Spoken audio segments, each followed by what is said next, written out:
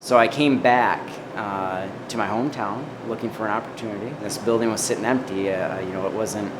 This wasn't necessarily the place that I was coming for, but I seen an empty building and I said, hey, let's check into that. I started looking into it and here we are.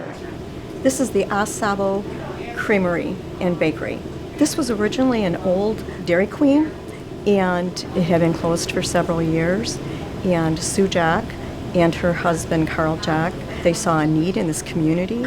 And I don't remember whose cinnamon rolls, if it was his grandma's or her grandma's recipe, but they thought that they would like to open up a bakery because there was a need here in this community for that. You have to have a passion, you have to have a dream, you have to have a drive to want to do this. It's not as easy as some people think. You'll never work harder than when you work for yourself, but there's a good chance you'll never love it more. It has its challenges. Our demographics are a little smaller than big cities per se, but I don't view those so much as a big challenge to me. I view those as sometimes an asset to us, because while the population pool may be smaller, so is the competition pool. So I view that kind of as a positive. We just try to capitalize on that. The very nature of entrepreneurship says that there will be failure. Business is competitive. You have to know what you're doing. You might not know that the first time.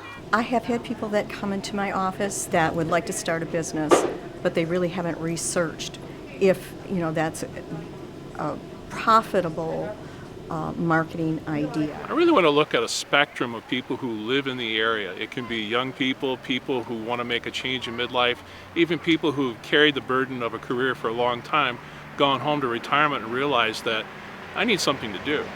And CO.Starters is a really great vehicle to help determine whether you're the ideal person to be involved in this type of effort. When I took on this operation, I took on everything myself.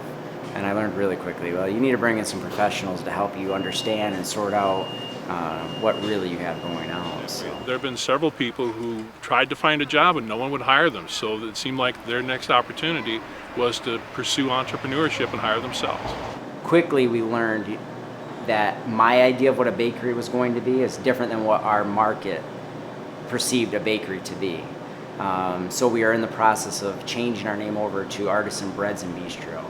We won't eliminate the bakery items that we have, but that may give a better perception as to what people might be walking through the door and expecting, because the expectation is they think we are solely a bakery, and the food side of our business sometimes I think gets overlooked. The people who go out and build a relationship with their customer base, who market themselves and show that they have something of added value to contribute to the equation, they prosper, they do well. I think somebody needs to take a class so they have some direction, because they may not have everything that they need to know about starting a business. You have to be willing to dream. You have to be willing to say, what if I did this? What if I worked forward?